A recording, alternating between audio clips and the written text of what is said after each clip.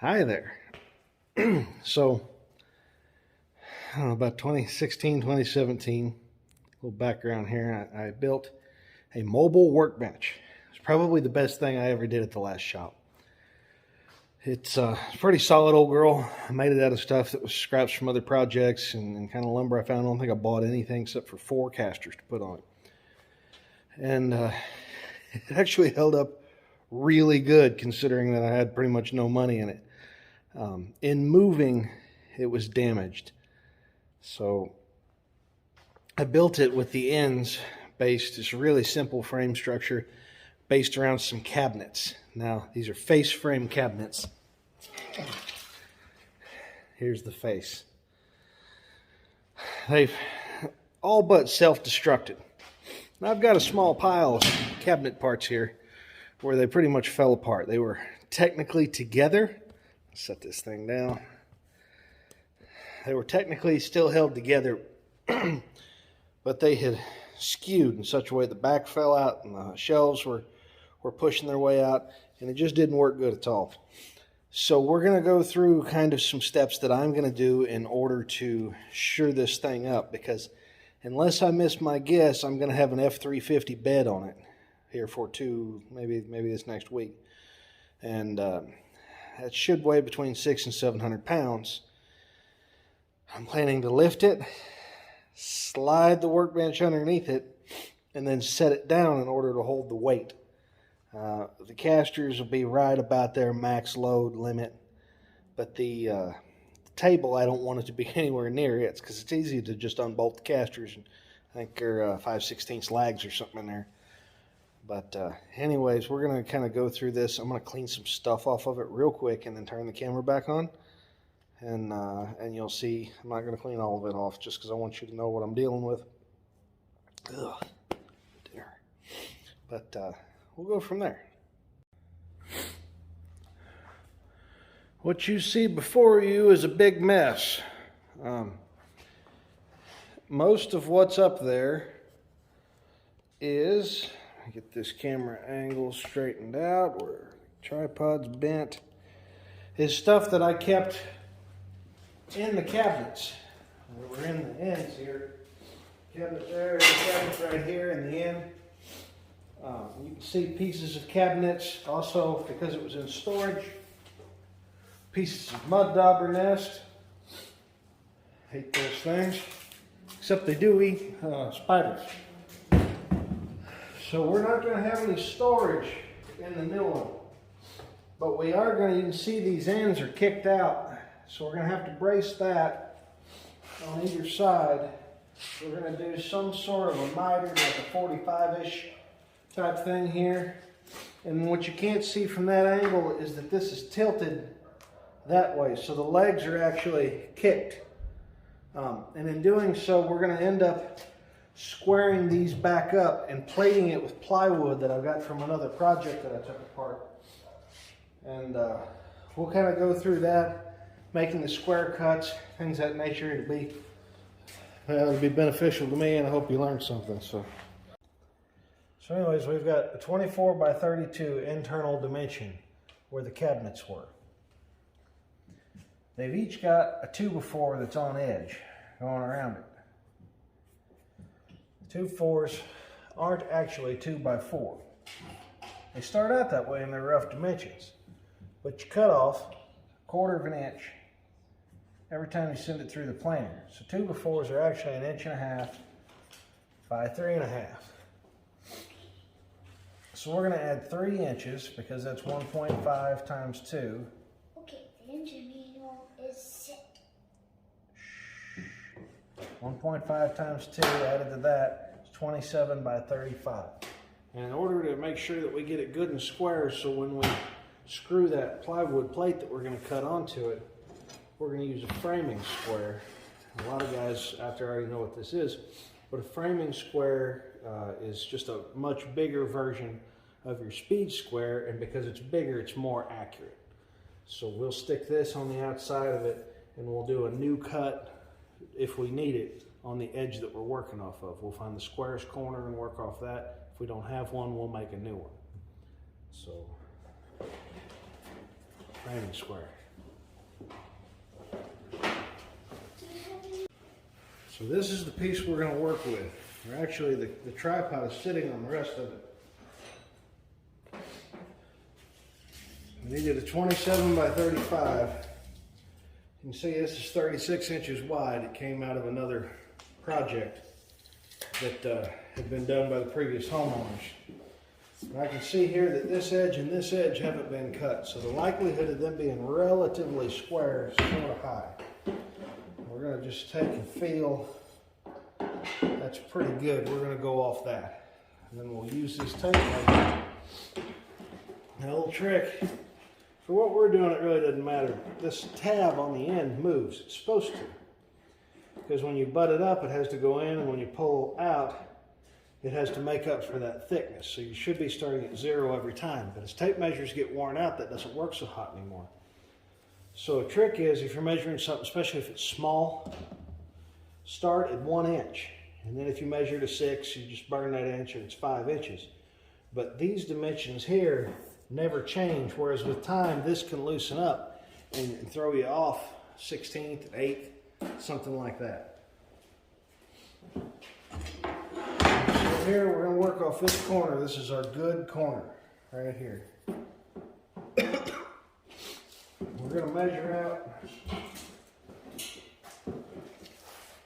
I figure the best way to do this is to cut it. Since we're 36 inches wide, if we cut the 35 here, we'll get the best yield out of our board. Yield is important because that's how much material I'm saving. Even though this is salvage material, I still want to save as much as possible. That's 35 inches. I'm going to come over here. I'm going to go over 27. I'm going to mark, because I'm using a marker, just on the kind of the outside edge, so I know to cut just on the inside of the line, or right at the line, one of the two. I'll take this here and go down. Now you can do it where you go down that side, but I find I get a better grip if I can finagle it to where I'm going down the inside track here. I want this, when I put it on there, it needs to be the width of the marker. And then I go down into it like that. I'm not gonna have the full length that way, but I'll be close. And the longer you can get on that, the more accurate you're gonna be.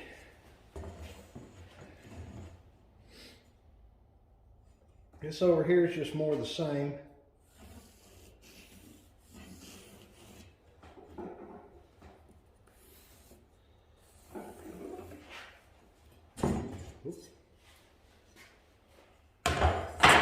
There's lots of ways to do this, to finish this up, and I'm going to cheat and show you how I do it. You can measure over there, but that throws another variable in it. Anytime you take measurements from something that you didn't already check to see if it's square. A while back I bought this 72-inch aluminum ruler, and it's great for stuff like this.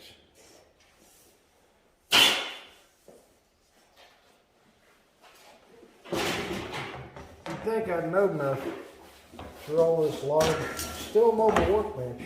There you go. Oh, thanks, son. I appreciate those vice grips. I'm sure they'll come in handy here in a minute. I'm going to use some vice grips too. Here, why don't you use these and I'll come back and get them if I need them. Okay. All right, set it right there on the saw. Okay? Okay, I'm going to use these ones. Okay, that's a good idea. I have to wire up the gearing before I do this. So I'm going to make BTM, stands for bottom, Okay. 145. right, left, Follow the engine. top. Now because the dimension here The dimension should be the same all the way down, connected to I'm going to go ahead and do that the bar using this. up to We'll make a big long line down there. We'll just plan on using about middle or 3/4 of this line as our 0. And we'll measure out another 27, come down with the framing square, and then connect back to this. Well, move this. If this makes you sick, I'm sorry. I have to find the laser.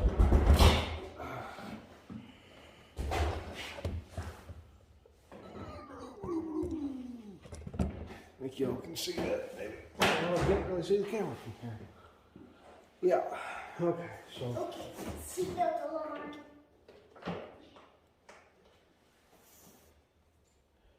Come on down, that's at 32, so somewhere around 60 inches I'll be more than enough.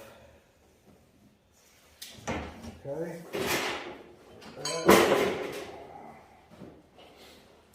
We're going to use this again, and use this again. Okay.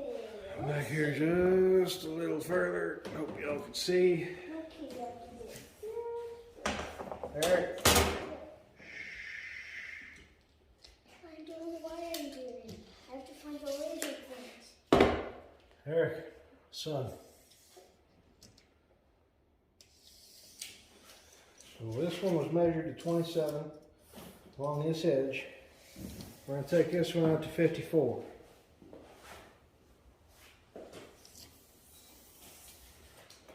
I don't know if you can see this or not on that thing.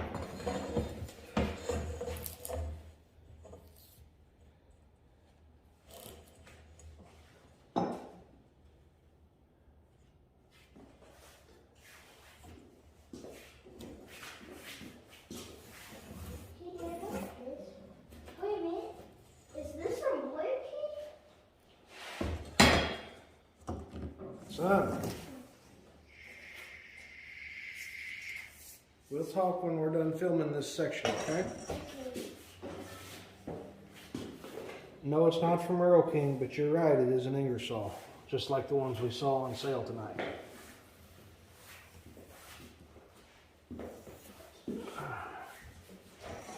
Alright, got this. I always take little X on the parts that I know are going to be cut off.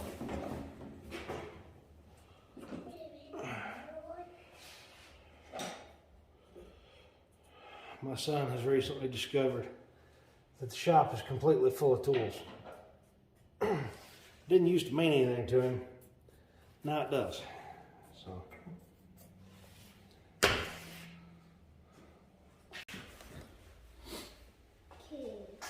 So our spice time going. Alright, saw stuff. Table saw here. Portable table saws aren't quite as accurate, but it works really good, and takes up a whole bunch less space, and space is at a premium. So go back here, you can see I've got this set up where it's just a little bit further out of the table than the thickness of the material. And that's because this may bow a little bit one way or the other, and I want it to be still through. And we're going to cut this direction first because that'll make it lighter and easier to handle.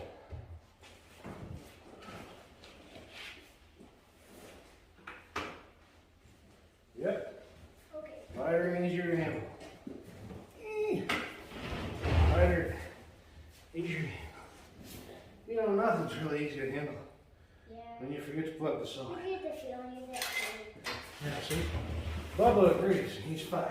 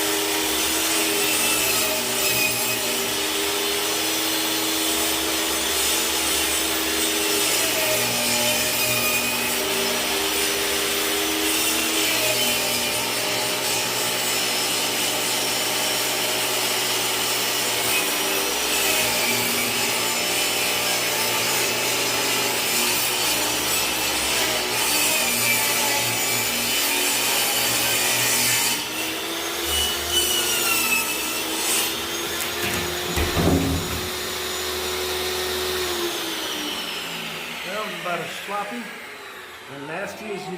Alrighty, I have to cover this all over her before Good she job, sits son. up. All right. So you need to let no one touch it. Okay, well, anybody touch your stand back over.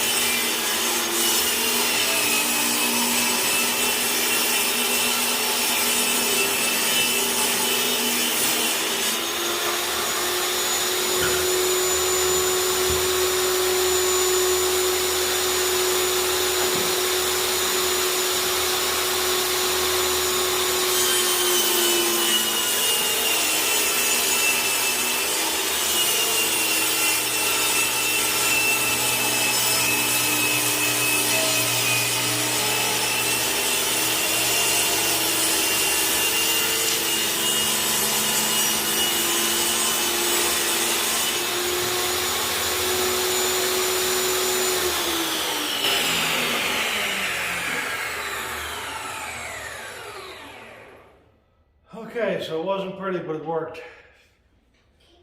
Those of you who are watching closely noticed that the saw blade pretty much erases that line width. Just all but. And the width of your saw blade, look, this. Width of your saw blade is called a kerf. So you have to account for kerf. That's why we measured it as we did and favored to the outside of stuff. Okay, so the table is upside down. Hopefully y'all can see this. This is our square. This is our flat section. And it hits way up here. The very end has a gap there. Now if it's still true to dimension, it's just shifted. The gap will be at the top on the other side, which it is. The way to fix that,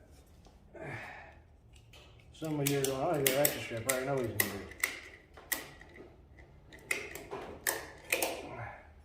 to do. Let's see, that's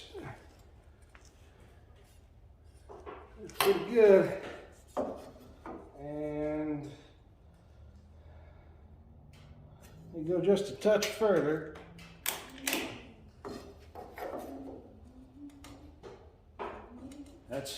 That's right there, guys. In fact, this says I went a touch too far.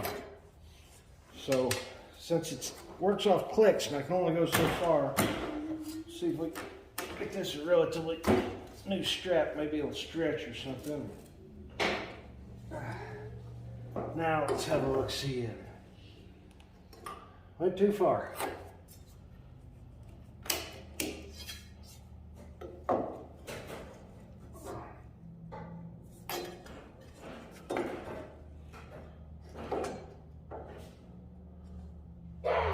Perfect over here, just a touch over here, but I'm gonna call it good. As close as I can get. Dad, can I go up to the stairs? No, you can't go upstairs, son. Because there's not enough good railing up there and I don't want you to get hurt.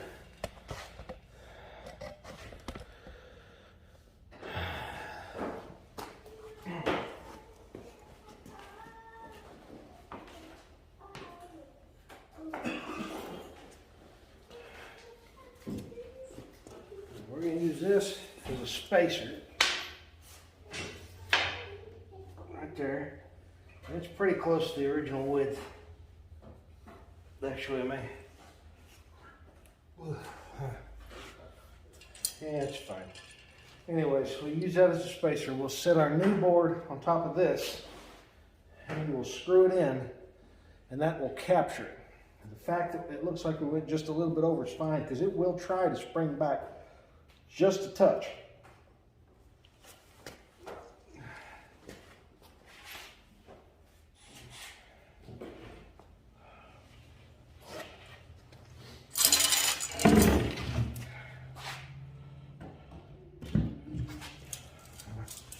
got a chipped out piece here. I'm gonna take the, well, I'm gonna take my pocket knife.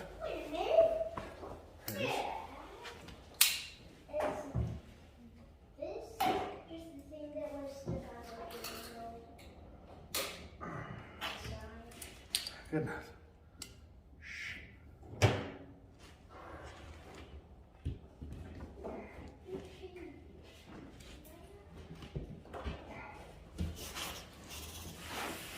This shows that we're out a little bit. It turns out this whole thing is rocking just a touch. So we're gonna get this with the boards, and that'll be it, because there's a crease on the ground here, and that's screwing us up. And screws. These are just general construction screws that came, were in the shop when I got here. I'm gonna get one in this corner. Just to where it's through the other side, so it's almost like a push pin, but shorter. These screws are new. They're nice and sharp. So when we push it in, it'll kind of capture itself. There we go. We're not all the way in. We don't want it tight yet, because we're going to go over here and do the same thing in a couple different places. I'll pay money to see a fat guy crawl around the floor. Okay, I'm gonna catch a fish. Going fishing.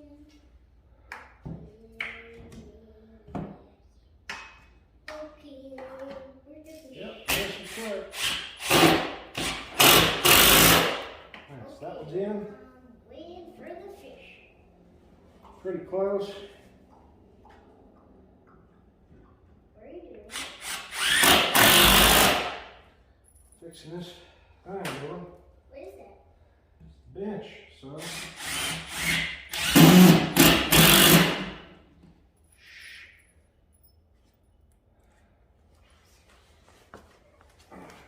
How was that?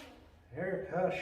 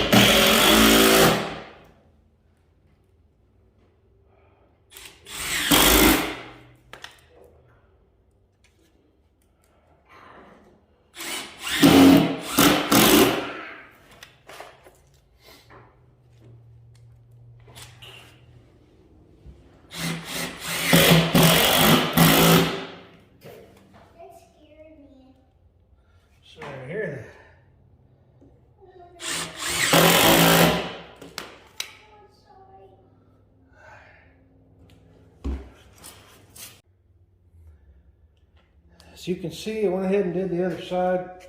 This is like an eighth over here. It's pretty much same over there. It's perfect over here. Maybe a bit shy, but I did both sides.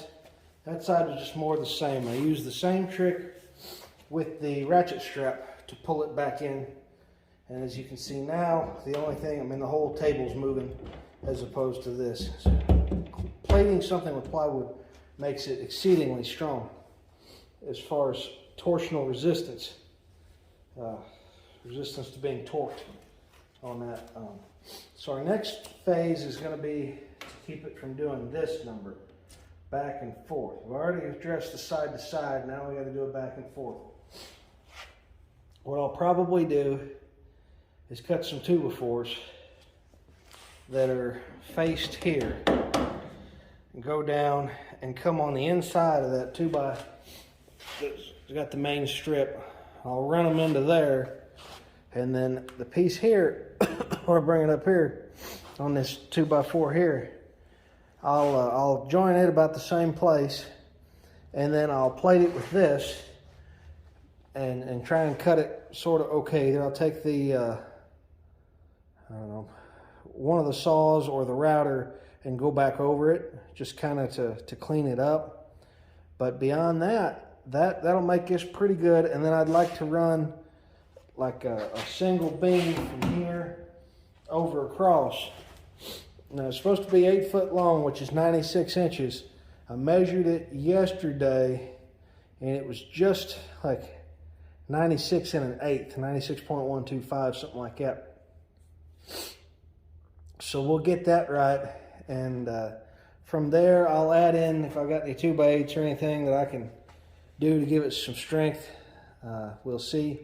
Scrap lumber is not as plentiful as it used to be. One, because I use all the scrap lumber I can get, and two, because, well, the lumber got expensive, and that's just how it is. But this has been an incredibly strong table since about 2016, 2017-ish, something like that. I don't know. I'm going to leave these casters. Now this one catches because it's got some rock in it. This one was one of the back ones when it was tied down on the trailer. And it got stuck down in between two boards of the trailer. Y'all have seen my trailer. And as such, somehow all the weight and all the downward force of them big 2-inch wide ratchet straps went down on it and bent it.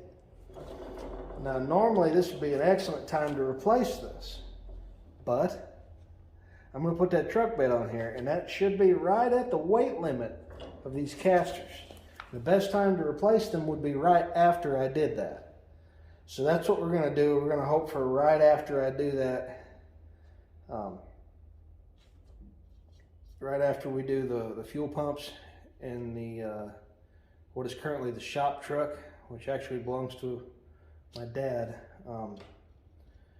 Been using it for a little while because I moved and I sold a bunch of stuff, including trucks.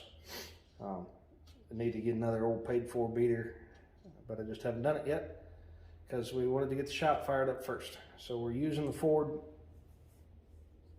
It's a big block 5-speed truck. It has a bad front fuel pump and the rear fuel pump's going out. Makes it hard to start, doesn't run good, low on power. This is going to be a huge upgrade because we're putting Walbro 255s in it. And that's going to require some fabric cobbling, but I think we'll get her done. So that's all for this episode. Feel free to like and subscribe.